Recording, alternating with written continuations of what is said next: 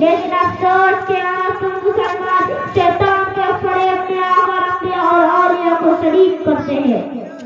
کسی نے نبی کے مستقبل ہونے کا عقیدہ رکھا تو کسی نے حضرت علی کو مستقبل حاضر گردانا تو کسی نے ایک عبد القادر جیلانی کو اولاد دینے والا اور کسی بنانے والا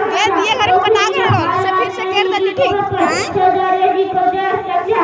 میرے دوستو، اگر اولاد دینے کی طاقت و قوت اگر کسی نبی یا اولی کو ہوتی تو حضرت ابراہیم علیہ السلام کی جوانی گزر گئی، ابھی تک ایک بیٹا نہیں ہوا، کسی کو بیٹا نہیں ہوا۔ حضرت ابراہیم علیہ السلام کو اور کسی گود اولاد کی نعمت سے محروم ہے۔ حضرت حاجرہ رضی اللہ تعالی عنہا اور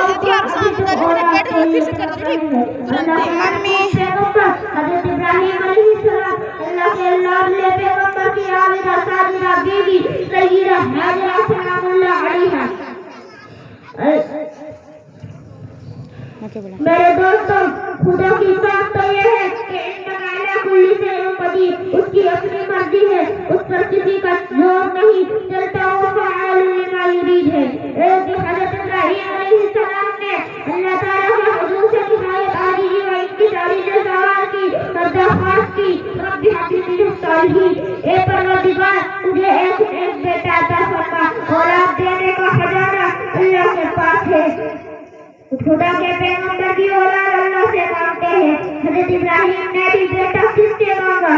صرف اور صرف خدا سے، کسی نبی سے نہیں مانگا، کسی فرشتہ سے نہیں مانگا، کسی قبر سے نہیں مانگا، کسی صدر سے نہیں مانگا، کسی حضرت سے نہیں مانگا، کسی پیر سے نہیں مانگا، کسی فقیر سے نہیں مانگا، کسی درخت سے نہیں مانگا، کسی پیغمبر سے نہیں مانگا، کسی رسول سے نہیں مانگا۔ اور افسوس کر افسوس کہ آج ہم مسلمان ہونے کا دعویٰ کرتے ہیں اور اولاد غیر اللہ سے مانگتے ہیں۔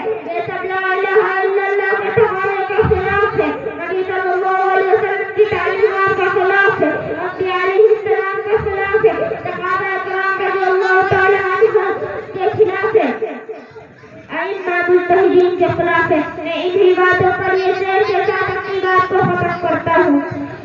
وہ آدھی دنیا کو حکمراں تھا، حکمراں بھی مگر کہا تھا، وہ آدھی دنیا کو حکمراں تھا، حکمراں بھی مگر کہا تھا، بکھرتی موجوں کی ہم پرستوں کی زیادہ کشتی کا بادلہ تھا۔